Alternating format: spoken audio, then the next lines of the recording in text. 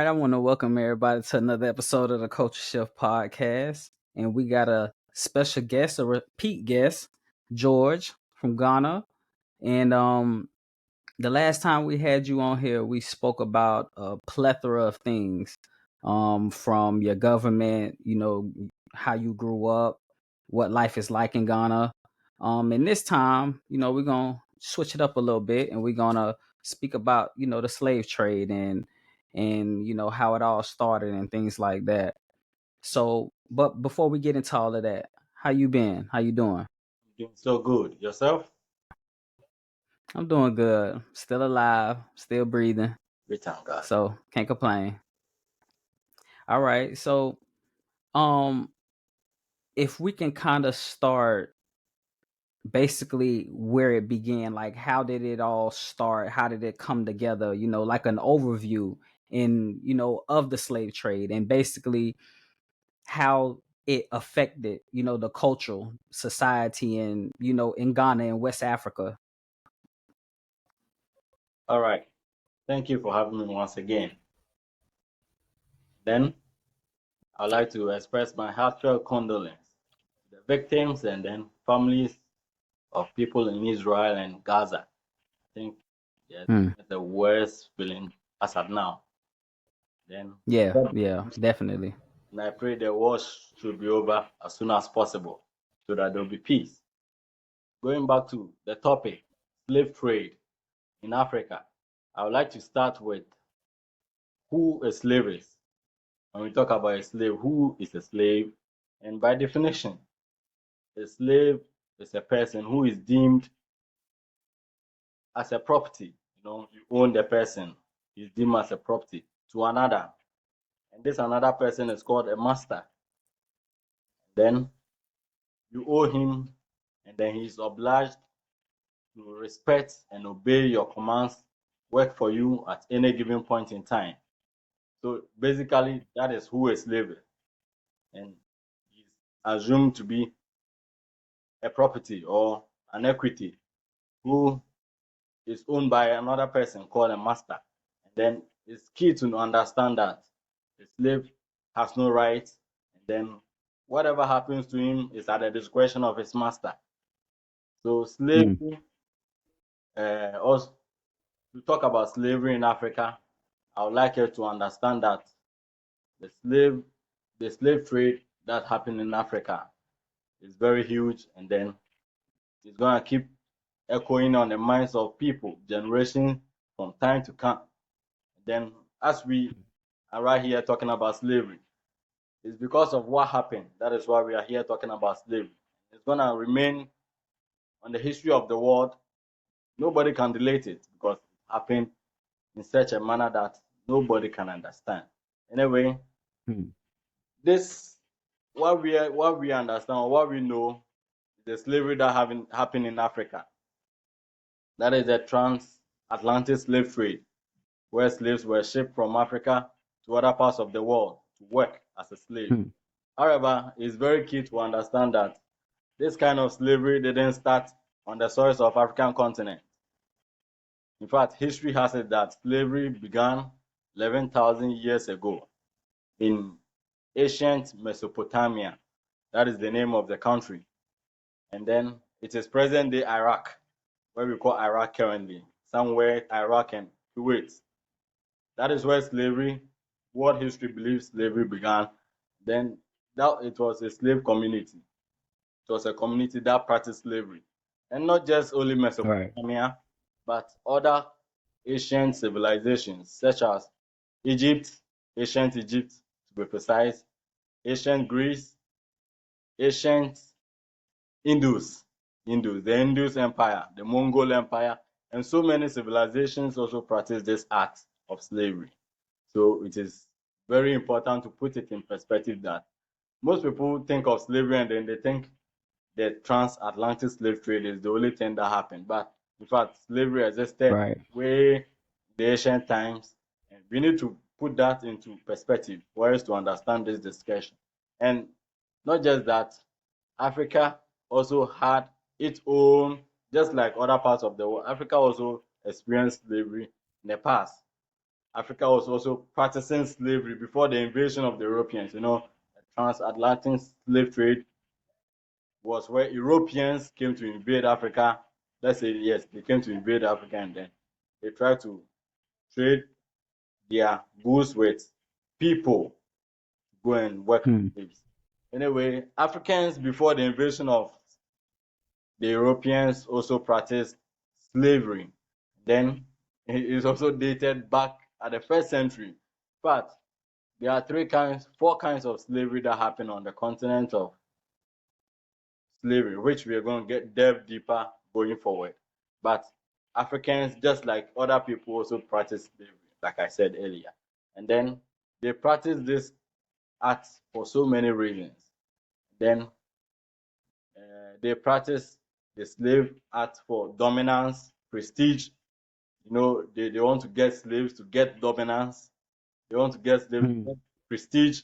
And then they increase the workforce on their farmlands, and many other reasons. In fact, when people want to go for war, they go raid another state, get more men, then they go fight their wars for them. So slavery also happened in Africa, even before the popular transatlantic slave trade.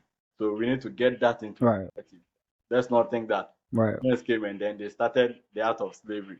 But slavery was an effective movement before even the arrival of the Europeans.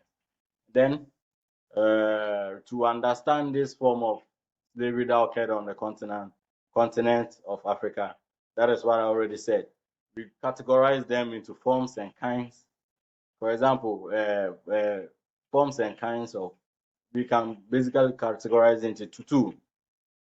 We have the Hmm. export slavery, then we have the indigenous slavery. The indigenous Hmm. slavery is what happened before the arrival of the Europeans on the African continent. That was what was happening on the African soil. In fact, it was in existence time immemorial. It was in existence long time ago before they. And then we have the export slavery, the indigenous slavery, and then the export slavery. The export slavery, as we understand the word to be export. Export happened because they transported slaves from the continent of Africa, from the shores of the continent of the African continent, to other parts of the country. That is why we call it export. Okay. So this Hmm. form of export slavery also happened in four forms of the continent. And then we have them to be the transatlantic slave trade, which is the popular one as we know, the trans-Saharan slave trade, that is the second one, the Red Sea slave trade, the Indian Ocean slave trade. Yeah, so they were basically four. But among all these four, it's just one that is very popular. That is the transatlantic slave trade. In fact, Why you think that is? yes, it conquers all these other three. The reason it's very popular is because the other three, which is the Indian, the Red Sea, and then the Trans-Saharan, these three Hmm. had about 8 million people shipped up from the continent to the other parts of the globe. 8 million people. Hmm. And just the transatlantic slave trade shipped over 15 million. The reason is very Hmm. huge is because it started only in the 15th centuries to the 19th century. So it started somewhere in the 1400 to the 1900. Okay. And then it's recorded Right. this huge number of people, over 15 million, just within 400 years. And the other three existed in the first century. It existed right from the first century to the 19th century until slave trade was abolished totally. So you see, from this short period, 400 years by more than 2,000 years, and then you are recording 15 million people, and the other three are recording 8 Hmm. million. That means there is a huge and then vast difference. That is why it's the most talk of the town. But it's going to continue ringing on the minds of people generation after generation after generation after, due to the impact it had on the continent or the world history Hmm. to be at large. And then going back to the indigenous slave trade, like I said, people practice it for so many reasons: for dominance, prestige, for war, and then other many reasons like uh, growing their workforce. People want to get more labor on their farmlands, and so many kinds of reasons, which when we want to go into deep research, we're gonna find it. But they don't just go and then get slaves anyhow. You be passing and then they call you come and be a slave. Things go into place before one is classified to be a slave.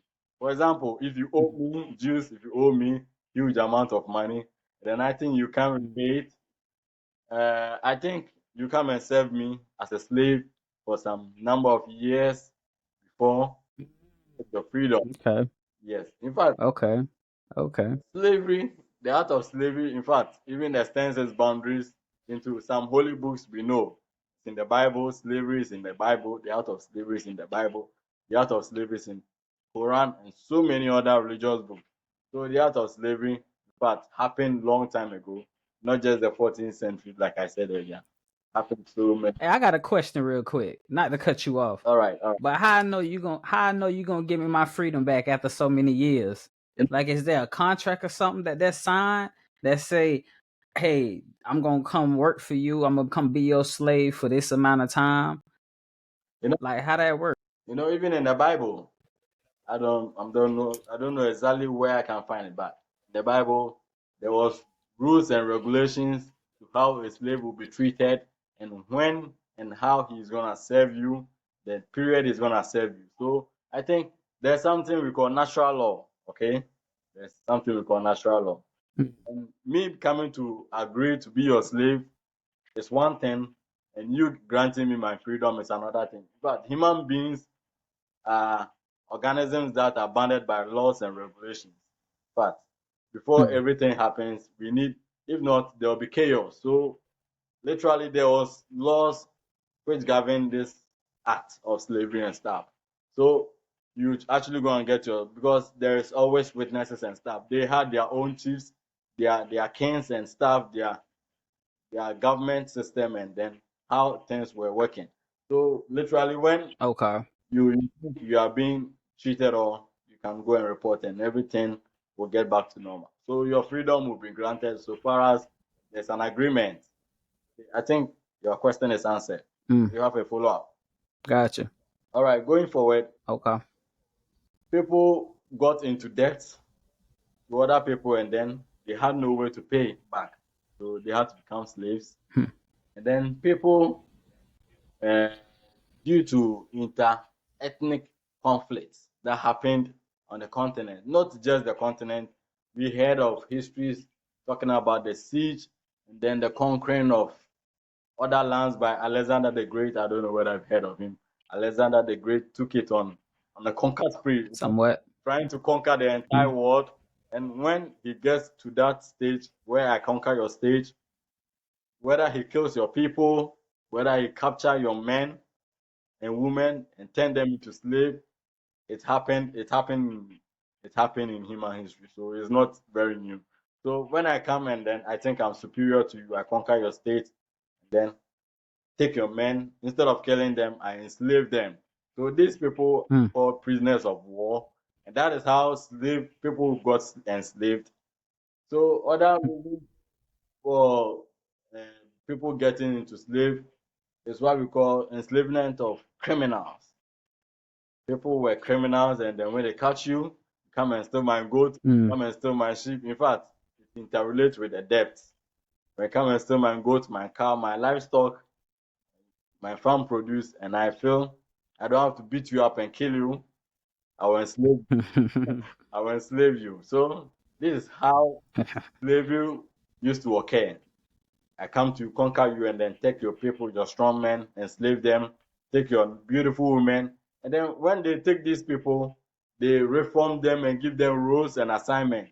And some of these roles mm, are forms of roles of slaves that was assigned to them. Example of them were cattle slaves. Cattle slaves, cattle means uh, you own, you belong to me, you belong to me, and you must be loyal to me. Yes, everything you do, I'm your master.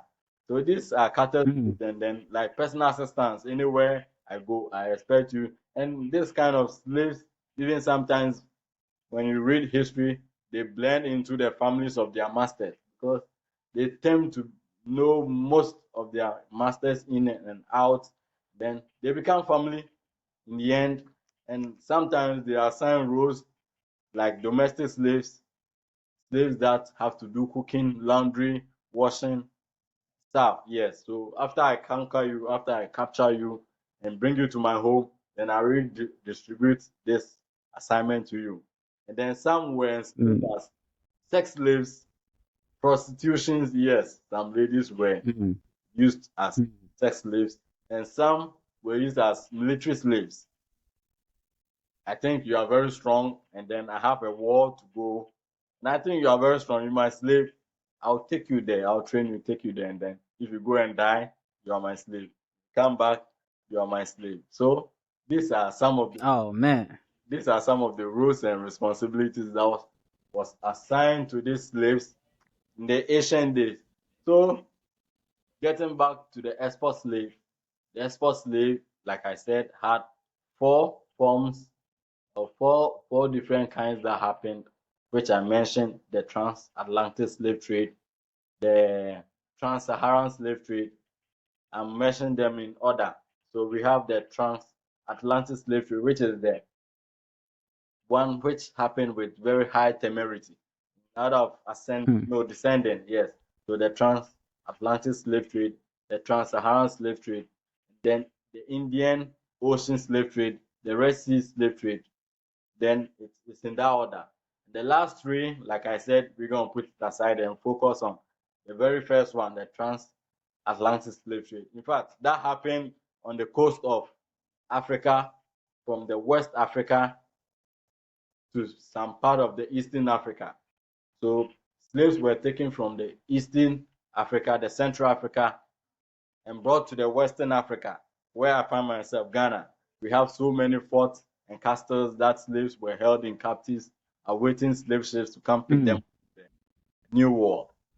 So the transatlantic slave trade is a major topic that I think we need to delve into. And delving into the transatlantic slave trade, there's this question people will keep asking: how did the Europeans come to, get involved in slavery that used to happen in the African continent? How did they come to even get involved in the slavery Right. that occurred in the African continent? So, to answer that question, the Europeans' first arrival on the coast of the West Africa was in the 15th century, somewhere in 1427, where they landed in Senegal, where they came to Ghana, 1447. But they came to with the intention of exploration. They were Hmm. trying to explore other worlds, other parts of the globe, find. Uh, Trade relationships, stuff like that. yes, that was the ulterior motives. In fact, that was ulterior motives. That was a second motive. The main reason I believe it. the I main, believe it. they came to African continent. They told their people that they want to explore the world. They want to explore the world, know whether there are other parts, or there is other kind of lands somewhere else. And then literally they came and found Africa. And they came to find Africa, and then they started trading in the barter trade because they found that the countries and the continent is endowed in so many riches and then a lot of goodies that they can trade in. So they came and then traded in our gold, our ivory, our diamonds, our precious mineral resources for non-utilitarian items like toys, whiskey, gin. Yes, so they traded gold for gin, they traded gold for salt, they traded gold for whiskey. And then, sorry, excuse me to say that the people on the African continent, although they were civilized in their own way, but somehow naive. They never saw the white man before. It was so strange and peculiar to them. This is so new.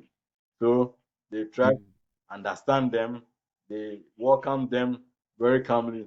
But there's history that says that some countries they didn't actually welcome them so friendly, but most of them, majority of them, welcomed them very friendly, and then live in peace and harmony with them. So how did the Europeans get involved in the African slave trade? They came and then they saw that slavery was in existence in the African continent. So how would they, make benefit from this act? Because back in their lands, they had um, explored new lands like the Americans, the North and South America, the Northern America and the South America, where they were doing a lot of plantation and stuff by the France, the Portuguese, in fact, the Europeans, the British, they have found this new world. They used to call it a new world. What we call the Americas now, they used to call it a new world, where it was a very vast land, very fertile for cultivation and stuff, farming.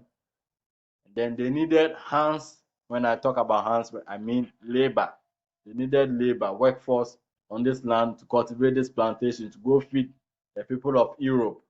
So these merchants set off and then they had a shift in mind because they could see slaves working and then if we can trade for them, if we can trade gold for whiskey, wine and stuff, why don't we try trading slaves for gold, sorry, slaves for wine, cloth, guns and other stuff. So they go to the kings and the chiefs themselves raided some of the African countries to take slaves. It was all done by the relationship between the kings and the whites.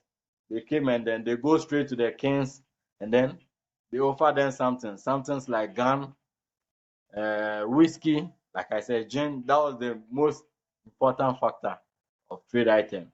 The gin, the whiskey. Then they traded them with human beings because these slaves were not their own people. Let's assume I'm ethnic group A, and then I go to conquer ethnic group B, and I get the people of ethnic group B can become my slaves. I find them not to be my people because they are from a different tribe, they are from a different nation, although we are black Right. from a different background. They are not my people, but we are the same black. Like, was there any conflict or like internal like pushback due to the like the people selling their own people?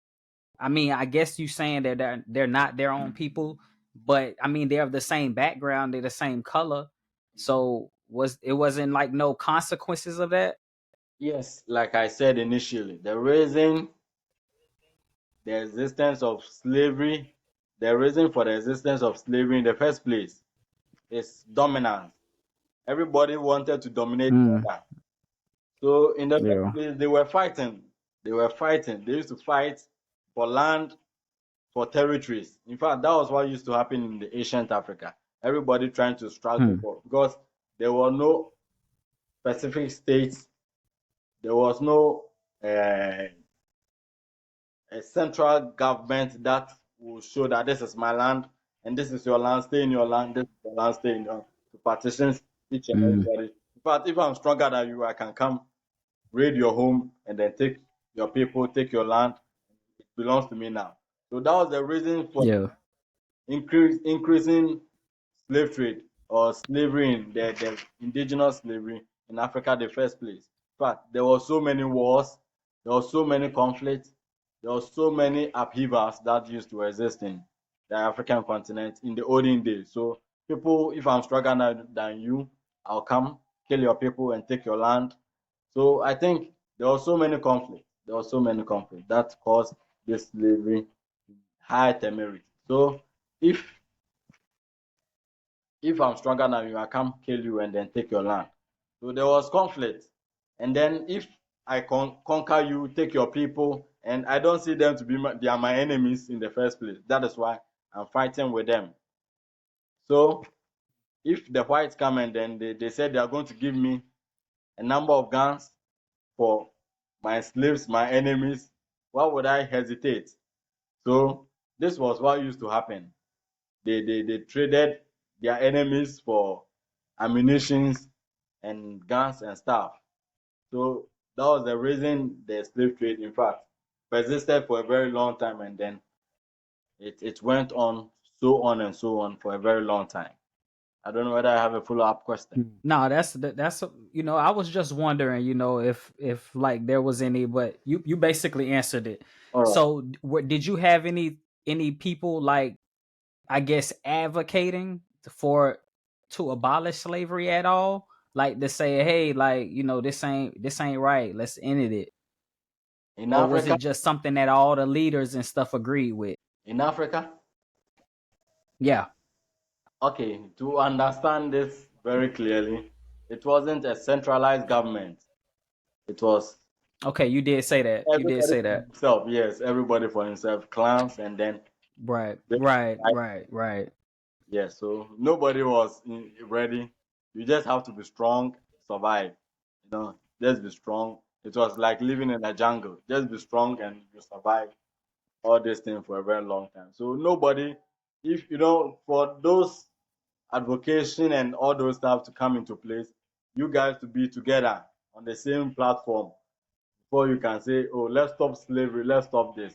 But we are divided, so it's gonna be very hard for you to say we are going to advocate for something or something else. So I think Right. no, Right. Especially if it's every man for themselves. yes, everybody I for mean, himself. Everybody is for himself. so at what point did it begin to change to, I guess, to where it kind of ended? Like, what sparked that? In fact, I've heard very little advocation and stuff by the Africans to stop slavery as at that time. In fact, I've read so many books, so many histories, but I heard very little. And mind you, this in philosophy is called the intergroup predation, where the superior power or superior force tend to predate on the minor group or the less superior or inferior group. So basically, Africans were deemed to be very inferior, and then the whites, the Europeans, very superior. So the abolition, I think, will come subsequently, but it all began in the Europeans, in the Europe as well. In fact, they made all this effort to abolish Yeah. slavery. I've Yeah. heard very little of the Africans themselves trying to abolish slavery. But because they were divided, nobody was very ready. But and then don't worry, you go forward and then we'll talk into details how it was abolished and stuff. So if there's no other question, I'll proceed to the forms of the export slavery. Go ahead. Yeah, so the Go ahead. Atlantic slave trade, like I said, how did the Europeans get into contact and then became so interested in the slavery act that happened? So, Hmm. like I said, they came for exploration. They came to explore new lands, new parts of the world. Then they came to meet very energetic workforce, very strong youth, very strong population who were enslaved. In fact, very ticked off. They were very strong, very ticked off, and immune to so many diseases. So they found a niche. Okay, we need slaves on our farm plantations in New America or the New World. So why don't we try to buy or bargain or in fact trade with these people for these slaves? Sometimes they send them to war and they die for nothing. So why don't we bargain and buy these people? Send them to the plantations and they work for us and then everybody wins. Because we're gonna give them guns for them to fight more, to give us more slaves. But they got this notion and then everybody became interested in the European continent, where France came, the British came, the Portuguese came, and the is it Belgium? Yeah, Belgium came. Everybody came to have his own piece of cake, get their own slave to the new world. Then it became a very thriving business because the Africans themselves were involved in this art. Then they were very interested because they could get so many items from this trade. They could get cowries, they could get ammunitions, they could get gunpowder, and the Europeans basically did all these things. So they bring them in boxes. Then they also took of various ages from 12 years to 30 years, 40 years, depending on how strong you are. And mostly, but most of them were men. Two-thirds of the slave that was exported were men. And I think going forward, we're going to talk so much about what happened on their journey and all those stuff. So I think that will be for another topic or something. There's Yeah, yeah, yeah, definitely. Definitely. Well, um let's see. So I know I'm probably kind of skipping ahead a little bit, all right. but with it, from your perspective now, living in Ghana, do you still see like I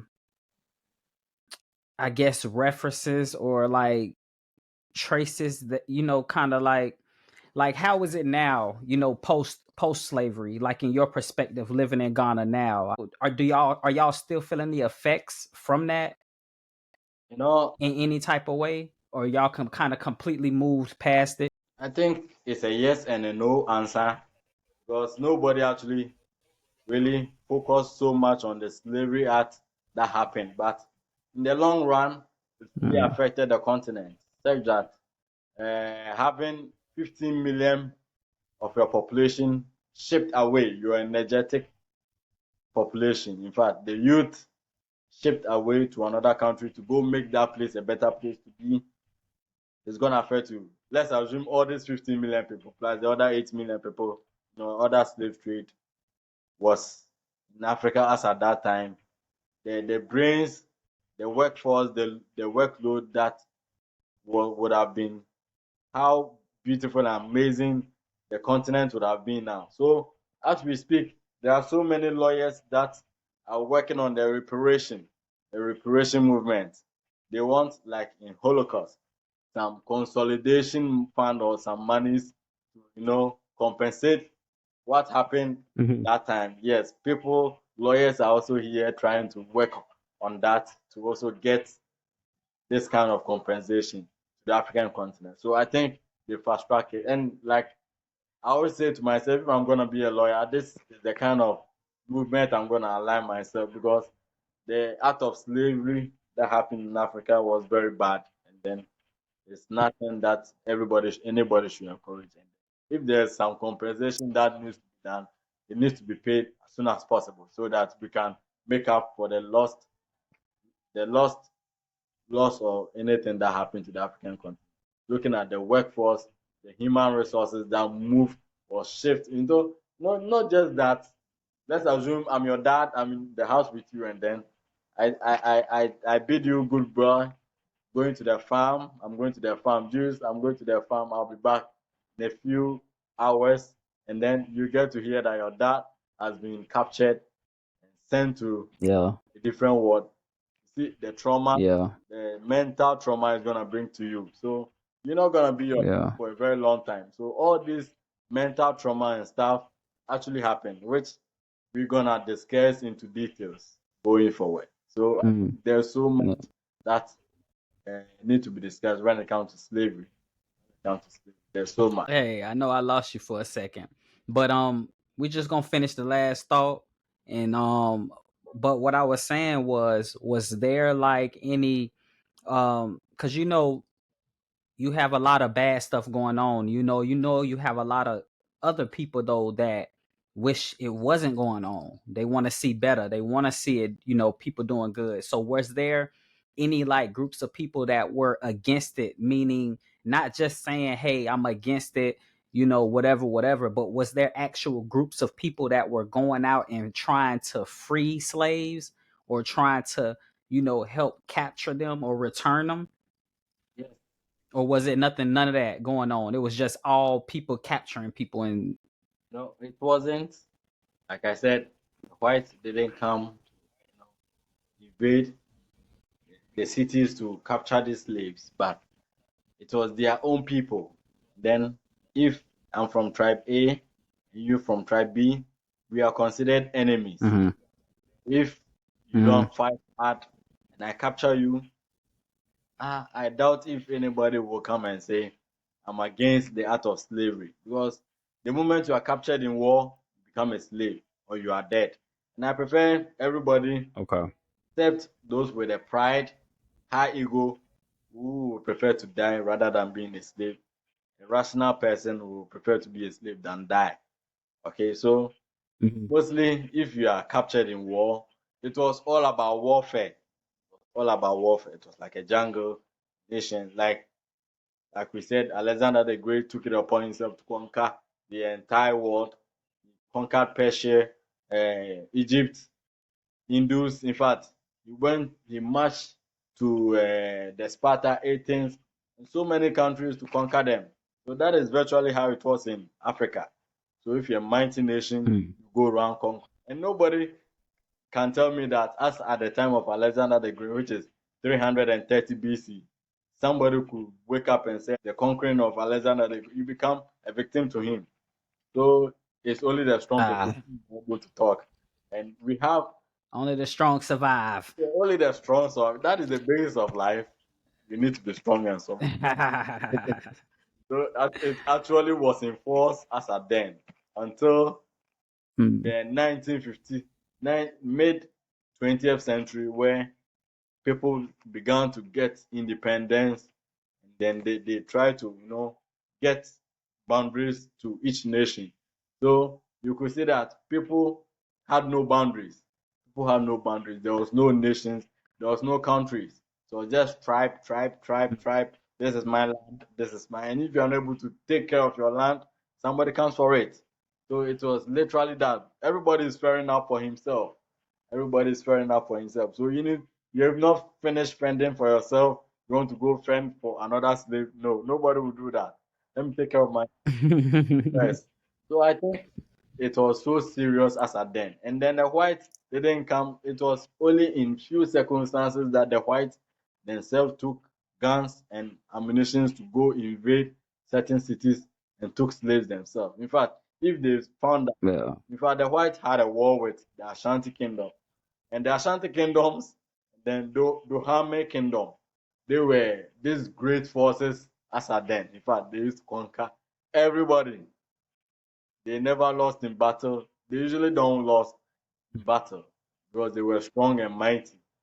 They had all the ammunition, Mm. they had all the water, and then they had so many slaves that were working for them, and then they could sell them and get more guns to fight bigger wars. So in fact, it was very Mm. few instances that the whites came to invade this kind of strong nations and took slaves by themselves. In fact, we had Ashantis who went into exile, slavery.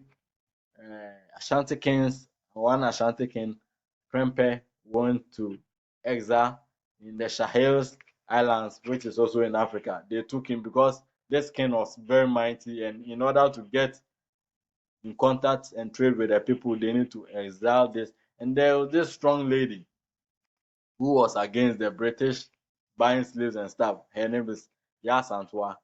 Yasantua, also an Ashanti. So she decided to fight the British. He led men to go into battle. So literally they were there, but not until they come to your household. This is where you pick up arms to go fight. But if they don't come to your household, you sit quietly and then hope for the best for yourself and your family. So literally, you just need to fend for yourself. Everybody for himself. Everybody for Yeah. himself.